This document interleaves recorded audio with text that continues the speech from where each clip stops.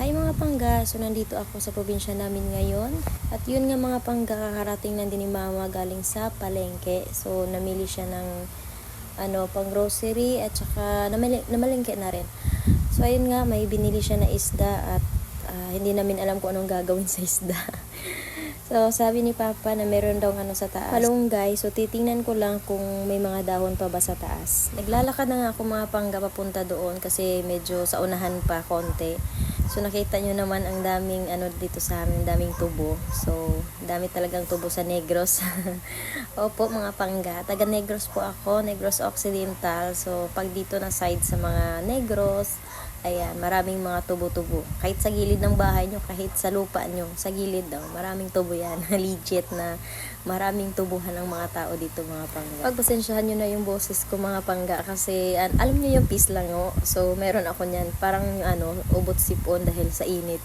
Kasi nung December pagdating ko dito sa Pilipinas, Diyos ko po, ang sobrang init. Kinabukasan, umalis kami, pumunta kami ng market, naglibot, ganito. Ang init-init, grabe. Tapos uminom ako ng malamig, kumain kami, pumunta kami ng Mercy. So 2 beses ako uminom ng malamig. Ay nako talaga, as in, hanggang ngayon magto 2 months na yung ganito pa rin yung boses ko, may sipon, may konting ubo.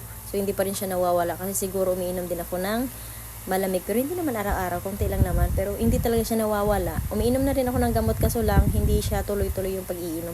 So ayun na nga mga pangga, nandito na tayo sa taas. So wala lang siyang alam mo yung hindi siya malinis pa. Oo. Kasi yung father ko, maraming ginagawa. Tsaka mas inuuna niya yung doon sa may tubuhan namin.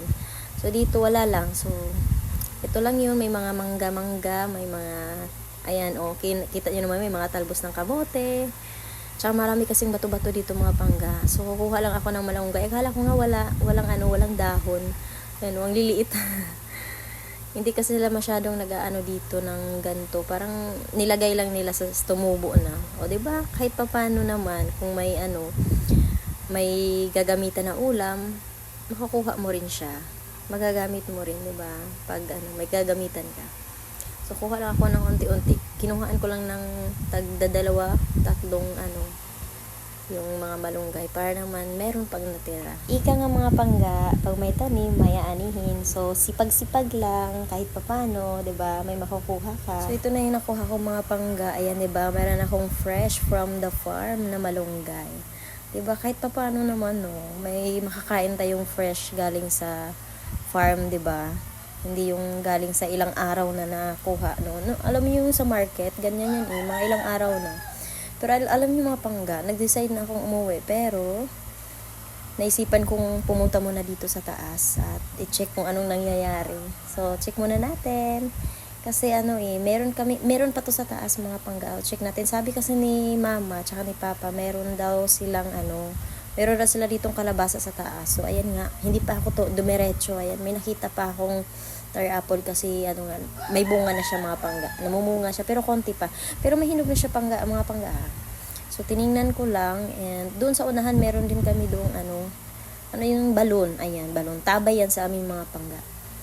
So, pumunta ako dito. Maraming mga puno dito. Maraming mga sarguelas. Ano ba yung tawag sa Basta sarguelas yan sa aming mga pangga. May mga tar apple, may mga santol, merong mga niyog, ayan, meron dyan. Tsaka ito yung kalabasa na sinasabi. So, ganyan lang siya mga pangga kasi na siya alam mo yung naghihiwalay-hiwalay siya. Tapos meron ba yung mga lemongrass na kasama dyan?